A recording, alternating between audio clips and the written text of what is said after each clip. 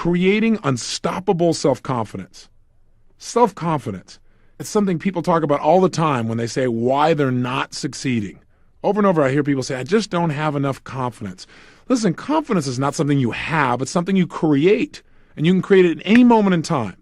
A sense of confidence is nothing but a sense of power within yourself, a sense of certainty that you can pull something off. And you can create that feeling literally in a moment.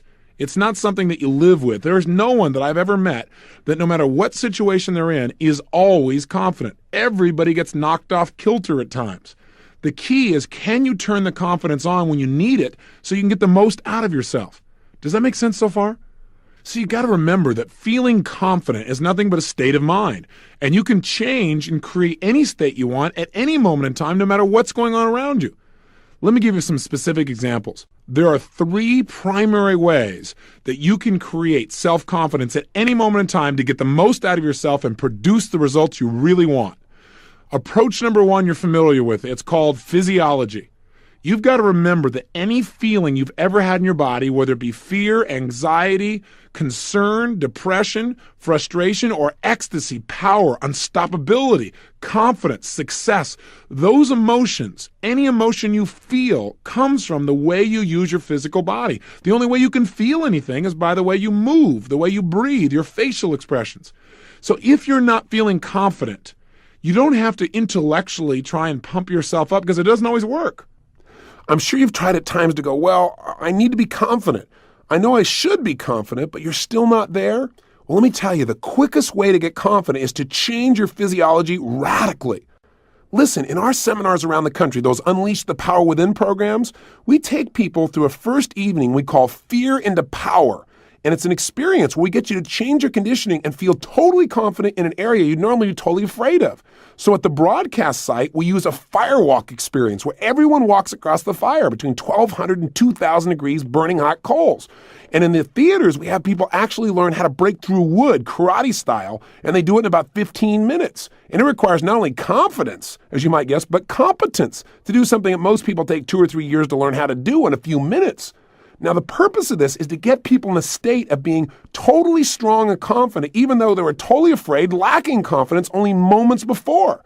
Let me tell you something. To get yourself across a bed of burning hot coals or to smash through some wood, even though you might be tiny and small and the wood is much bigger than you've ever done before, I got to tell you something. To do that, you got to make a major change in your state. Major. Now, let me tell you how we do that. The number one way we do this is we get people to move their bodies with a level of intensity and power that they probably never experienced before. Remember, earlier in these tapes, I said to you that emotion is created by motion. The way you move your body physically, the way you breathe, your facial expressions, instantly affects your emotional state, the way you feel, and the way you think. So if you need confidence, you must move in a confident way. You must literally put yourself at level 10 or above. You remember those conversations? So what I do with people is literally, I'll take somebody who comes up to the fire and they go, oh gosh, I really don't think I could do this. And I say, and I couldn't do it either if I talk like you right now. Stand up, breathe strong, take a huge deep breath in, blow it out hard. What I want you to do is say the word yes. And they go, yes. I said, no, say yes. And I have them yell and they go, yes. Say it again, yes. And pretty soon they feel incredibly strong and I say walk and they go, okay. And it's like instantly. A moment ago they were totally afraid. Now they have the confidence to do it. The only difference was changing their state of mind and emotion by changing the way they're using their body. But I do it radically. Major explosive changes. In other words, if I was going to make a gesture, I wouldn't just like reach my hand out towards you. I'd snap it out there. That's the kind of state of confidence I'm talking about. Are you following me? In other words, you've got to move deliberately as if you are absolutely, totally in control. You know you can create any result you want. If you meet someone who's confident, you know it before they open their mouth, don't you? Can't you tell by the way they move, by the way they speak? Listen, what if when you turn these tapes on, I said, I want to thank you for listening. I'm Tony Robbins, and I want to share with you over the next 30 days how you could have, absolute, total self-confidence. You can go, get rid of this guy. What am I doing? What's going on here? Who is this guy? Is he on drugs? What's the deal? See, the bottom line is I communicate rapidly because I'm confident. Is that I'm competent? No, confident. That's what I'm talking about. Hopefully I'm competent too. But the bottom line is I'm just letting it go. Out of that state of confidence, though, ideas pop up. This whole set of tapes have been designed to help you get results without limits. I didn't sit here and say, okay, now I'm going to say this, and then I'll say that, and then I'll put it in this order. I want you and I to have a relationship that moves you.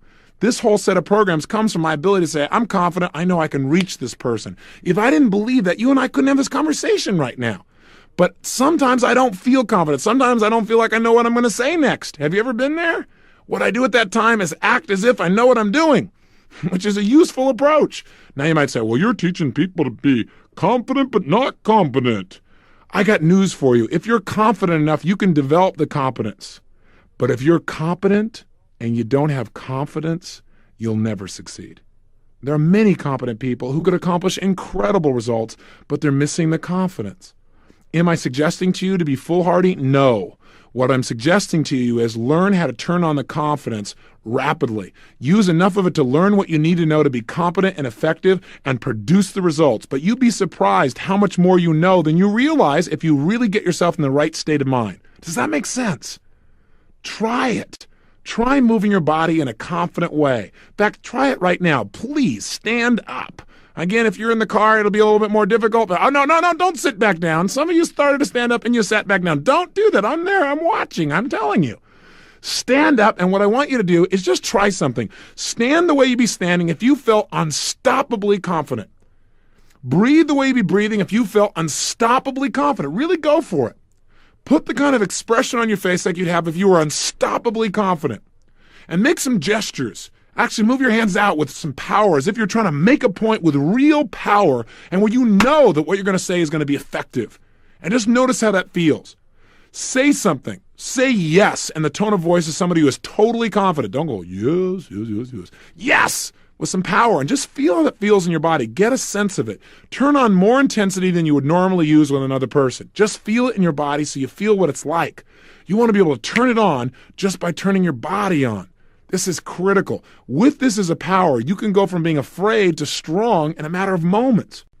Now try something really stupid and silly. While you're standing there, I'd like you to walk around your room, and the way I'd like you to do that is I want you to imagine there's a cape shooting off the back of your back. I'm going to have this we call this a cape walk. Now, if nothing else has felt stupid up until now, this one is guaranteed to assist you in this process. What I want you to do is stand up, pretend there's a cape back there, shoulders are back, and I want you to walk around, just walk around in a circle, but like you got this cape flowing back there with a sense of pride and power. Now you go, I'm not going to do this. Listen, only those who are truly secure can participate in this exercise. Go for it. Try it. Come on. Walk around and just notice what it feels like. Seriously, walk around and notice how it feels to have a cape on your back. And from that state, even though it seems humorous, try it right now while you're listening to me. Walk around and feel what it feels like to have this cape flowing off your back there. And notice what happens in terms of your confidence. Even though you may be laughing, do you feel a little stronger? Are you more upright? Do you feel more alive? Just know this. You can sit back down now. Don't sit on your cape. Bottom line is this. If you are making gestures with certainty, if you're moving with certainty, with some acceleration, with some power, if you speak with that kind of tempo, you will feel confident no matter how you were feeling a few moments ago. If you want to feel like you have a lack of confidence, move not only slowly, because slowly could still be confident and move slowly, but move with hesitation. Speak with hesitation. And within a short period of time, you can cause yourself to not only feel bored with yourself, but also to actually feel like you can't accomplish anything. In essence, remember this. Using your physical body effectively can put you in a state of confidence no matter what was happening around you. No matter how intense the situation, no matter how scary, no matter how difficult, you always have that resource. Don't ever say to yourself again, well, I just don't have enough confidence. Break out of that shell. If you don't feel like you have confidence, create it right now. It's not a thing that somebody gave you years ago. It's not something you missed out on. It's something you create by the way you speak, by the way you move, by the way you gesture. That's one. Here's number two. Control your mental focus. Remember, what you focus on is going to determine how you feel.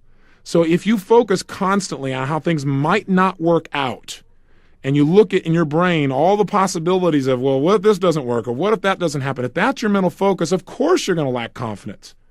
Remember, we experience whatever we focus on. So if you're focusing on how things won't work, you're going to feel the pain that you associate to that. You're going to create a tremendous amount of doubt, and then it usually becomes a self-fulfilling prophecy. You don't get what you want.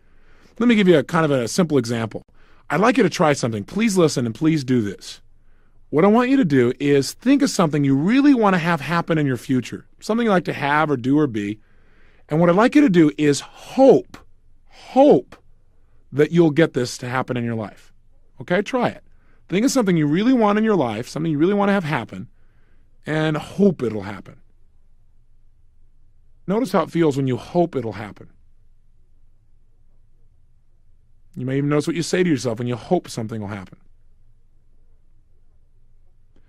Now, what I want you to do is get out of that state. Completely get out of that state for a second. And now let's have you think about the same thing you want to have happen in your life, but this time, I want you to expect that it will happen. Absolutely, totally expect it. Know it, okay? And when you know it's going to happen, I want you to notice what happens to the pictures in your mind as you think about it. What's different? I want you to notice the difference in your body. Absolutely expect it will happen. You expect this will occur. You absolutely know it. Now, I got a question for you. Is there a difference in how you feel in your body, first of all? And I think you'll find the answer is yes. In addition, is there a difference in even how you visualize these two things in your mind? There are several distinctions that I make usually when I ask people what the difference is between their hoping and their expecting. Invariably, number one in distinction is people tell me things like, well, I noticed that when I was hoping that the picture was dim or it was dark or it was gray or it was black and white or it was two pictures. I saw myself succeeding, but I also saw the possibility of failing. Versus when I expected, I saw just one picture. I saw it happening. Interesting. When you focus on it just happening, you feel confident. When you focus on it might happen or it might not happen, you don't feel so confident. Is that fair to say? Also, when people focus on things that they're expecting, many times they put it in color. The other thing that commonly comes up is people say things like, well, when I was hoping, I felt kind of passive. And when I was expecting, I felt active. I felt like I needed to do something. Interesting. Was that true for you? The reason is whatever we focus on, we get. So if you're focusing on two possibilities, your brain is getting different neuroassociations. It's going, could be painful, could be pleasurable. Your brain doesn't know what to do. It doesn't feel confident. But when you expect and focus on one result and you say, this is what it is, I'm going to accomplish this, I expect it, immediately your level of self-confidence goes up and you feel active immediately because your brain says, hey, if I do this, I can get some pleasure in my life. Does that make sense? That's the process we're talking about. We must control our focus. And one way to do it, of course, is to control our focus by controlling the questions we ask ourselves. Invariably, people who have a lot of doubt ask questions that create it. They say things like, well, could I really get this done, I wonder? Or, God, I wonder if this will get screwed up too. Versus coming from the place of saying, how can I get this done? Or better, what's the best way I can get this done? See, when something comes up for me, if I want to be confident, I don't say, gosh, do you think I can really pull this off? I ask myself, what's the best way to get this done? And enjoy the process. Now, by doing that, listen to the presupposition there. The presupposition is my mind's going to focus on how to get it done. I'm going to start expecting it's going to get done. I'm going to feel confident. Versus saying, will it work or will it not? In which case, I start focusing on two different possibilities and I lose my confidence. Are you following me? Good. Now, third way that we can control our focus is just to change our core beliefs. And we've already talked about how to do this over and over again. If you walk around in life believing that the only way you can feel confident is if you've already accomplished something, you got a problem. You're limiting yourself to the number of things you can ever feel confident about and succeed. In other words, some people say, well, how can I be confident when I've never done it before? Listen, I feel confident in all kinds of things I've never done before. You say, well, that's because you're screwed up.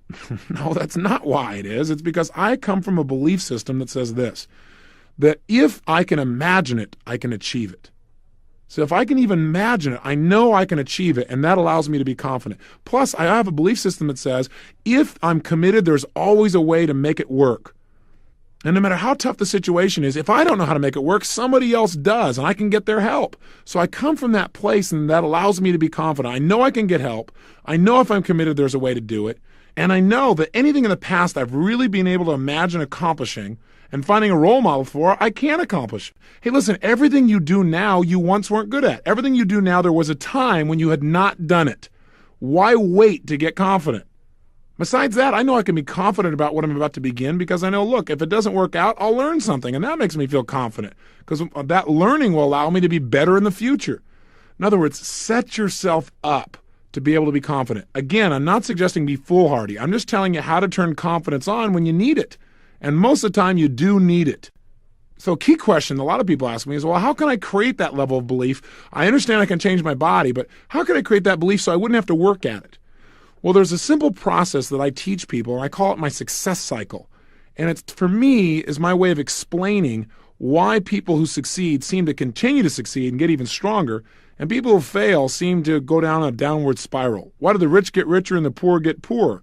Not just in terms of rich or poor financially, but rich meaning mental, emotional, social, spiritual, intellectual, physiological, and financial. I put a copy of the drawing of my success cycle there on your summary. Now, if you take a look at it, you'll see that there are 4 elements that I think affect the quality of our lives. And I've got them represented there by those 4 boxes. Up in the top left-hand corner there, you should see the word potential. What's the potential of any human being? I personally believe it absolutely is unlimited. None of us even come close to scratching our real potential. The second element that affects human performance is our actions, up there in the box in the right-hand corner. The third element that affects performance are the actual results that we've gotten. In other words, what's the impact of our present actions and potential being utilized? And finally, the fourth element that affects performance is our beliefs. And you'll see that down in the left-hand corner in that box. And you notice that all these boxes have arrows that connect them. And they're all pointing in a particular direction, going clockwise, as if this was a continuous cycle. How does it work? Well, number 1, what's the potential of any human being? Again, unlimited. But do most people's results in life, that bottom right-hand corner box, do most people's results reflect that level of potential? I would say no way. What's the problem? You might say, oh, I see what it is, Tony. It's that second box at the top. They don't take enough what? Action. I think that's true in many cases, but that's not the only problem. There are a lot of people who go out there and take a lot of action and still get lousy results. Why? Action by itself is great, but it is not enough. Hey, if you're in sales and you go out and make 100 cold calls because you're doing lousy, but you go out in a state of mind where you don't expect anyone's going to buy, and you turn to people and say things like, you wouldn't want to buy anything from me, would you? Maybe you don't say that verbally, but maybe your face says that because you don't expect them to. Is that going to affect your results? You better believe it's going to. You're going to get lousy results. In other words, success starts with our beliefs. If you look at that bottom left-hand box, that is the core of your performance. Think about it. See, the potential is there, but if for some reason you start out with some limiting beliefs like, well, I don't have that much self-confidence anyway, or I don't have the background, or I've never done this before, so I probably won't succeed anyway. If you have that belief, are you likely to tap a lot of your potential? Highly unlikely. Now, if you don't think you're going to succeed and you're not using much potential, are you likely to take massive action? Hardly. Now, when you tap a little bit of potential and you only take a little bit of action, what kind of results do you get? A little bit of results, if any. Now, what does that do to your brain and your beliefs? Your brain goes, see, I told you so. And now you have this reinforcing belief pattern because it points back to that experience. So what happens? You have even less belief. You tap even less potential. You take even less action if that's possible. You get even worse results. And now you're truly locked into the downward spiral to the point where now you start looking at how can you do the very least to get by. That's called death rattle to personal success. The opposite is also true too. Sometimes people have an experience in life where for some reason they get a result or something happens and they begin to absolutely believe, not just hope, but know that they can accomplish something. When that happens, whether it's because you changed your body or you had a new experience, you're going to tap a lot more potential when you know you're going to succeed, aren't you? And therefore, you're going to probably take a lot more action. Knowing you're going to succeed, you're inspired, you're going to go for it. When you take a lot of action and use a lot of your potential, what kind of results do you get? Usually great results. When you get great results, what does that do to your belief? Your brain goes, see, I told you would succeed. And sure enough, now your beliefs are even stronger. So what do? You tap even more potential. You take massive action and you get even greater results. What happens? Your beliefs even stronger. And now you're in that success cycle. You're in that place where you literally have momentum that drives you to a whole new level. That's how beliefs are formed. You might say, well, how can I get results though? What do I do if I'm on the downward spiral? Well, you don't change your potential. That's always there. You don't just take action, although that's a great first step. You got to change your beliefs, and one of the easiest ways to do that is change your results in advance. You might say, what do you mean? Well, let me give you an example. Would you please stop what you're doing right now and do this exercise with me? Change your focus and pay 100% attention. You're going to like this. Here's what I want you to do. Please stand up just for a moment. Come on, stand up there. Come on. And what I'd like you to do is put your feet together so they're pointing straight ahead. Then what I want you to do is just take your right arm and bring it straight out in front of you and point your right index finger directly in front of you. So you're pointing straight ahead. When I say now, what I'd like you to do is turn clockwise as far as you can comfortably without stretching yourself or pushing yourself or really hurting yourself, okay? Ready? Go ahead and turn clockwise now as far as you can and just notice where you end up. Good. Now come back again. Okay, drop your right arm, close your eyes, and what I want you to do is something really simple, some simple neuroassociative conditioning. Now, it's going to be simpler than anything we've done so far. All I want you to do is imagine that you're bringing your right arm back up again, and I want you to imagine it so vividly that you actually feel as if and see your hand coming up in front of you, straight out, pointing in front of you again. In other words, don't actually do it, but make it so real that it feels as if it's happening and you can see it occurring. Then in your mind's eye, see and feel yourself turning clockwise again, only this time going twice as far. And make it effortless and expect to enjoy it. Good. And then come back around in your mind, and again in your mind, see and feel your arm coming up in front of you with your finger pointing straight ahead. And when I say now, turn clockwise and see and feel. No, don't actually do it, but make it so real it feels like it's happening. See and feel yourself again, turning, and this time going 3 times as far as you did the first time. Excellent. And now do it a 3rd time. Do it very rapidly and feel and expect yourself to go almost 4 times as far when you turn almost all the way around. Very good. Now, open your eyes. Bring your right arm back up physically this time with your finger pointing straight ahead. And when I say now, turn clockwise and go as far as you can without hurting yourself, and watch how much further you go this time. Go for it. If you're like most people, you've gone much further. In fact, the average person goes at least 1/3 further than they did before. So I got a question for you. Go ahead and have a seat. My question is this. What happened here? Did your potential change? No, you always had the potential to turn that far. Did you make major changes in your actions? No way. You didn't make major changes in your actions, but your results did change. Why?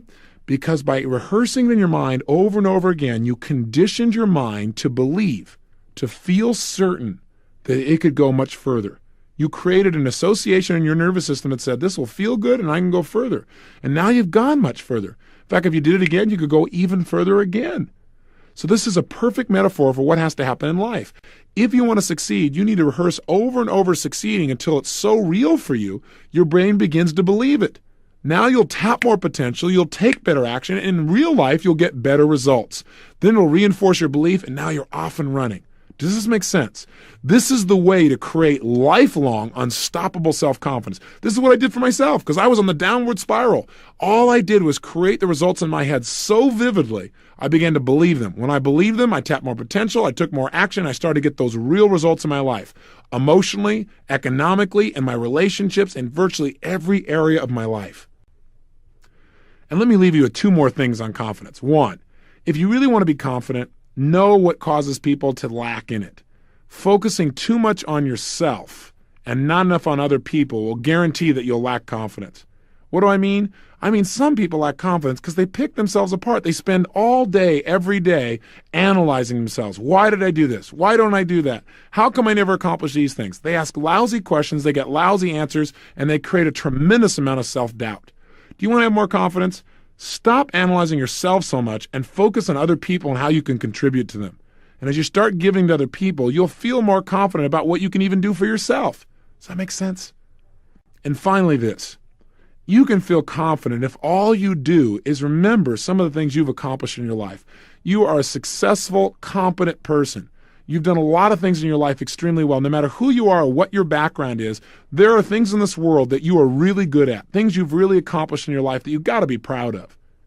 Every human being I meet, I know is my superior because I know all of us in life have focused our attention on various things, and whatever you focused on a lot, you're good at. And every human being I meet in my life, I know that I'm superior to in some way as well, and that makes me feel confident as well, knowing I can learn from other people and that I can give too. So in order to help yourself, really have reasons to feel confident, not just put yourself in state, but to feel like you got reasons, all you've got to do is manage your memories better. Pull out some of your memories of tough situations in your life where you didn't think you could pull it off, but you turned it around. You have some of those, don't you? Situations where you thought, I could never figure a way to pull this off, and yet you did. You need to remember more of those and less of the times when you felt overwhelmed. What I want you to do is take out your success journal, and your assignment for today is simple. I want you to come up with 5 of your greatest successes in life. Things where you've really turned it on. Maybe some situations where it looked really dark, looked really difficult, and you didn't know how you're going to pull it off, but you did. And all I want you to do is write down a paragraph or so about each one of those. In other words, pull out of your memory files some of the references that can show you that you deserve to be confident, that you're competent and confident that you can make things happen even in the toughest of times. And use those examples to remind yourself in the future that whatever's going on, you can find a way. Do that today and have some fun filtering through your memories and picking 5 of your favorites.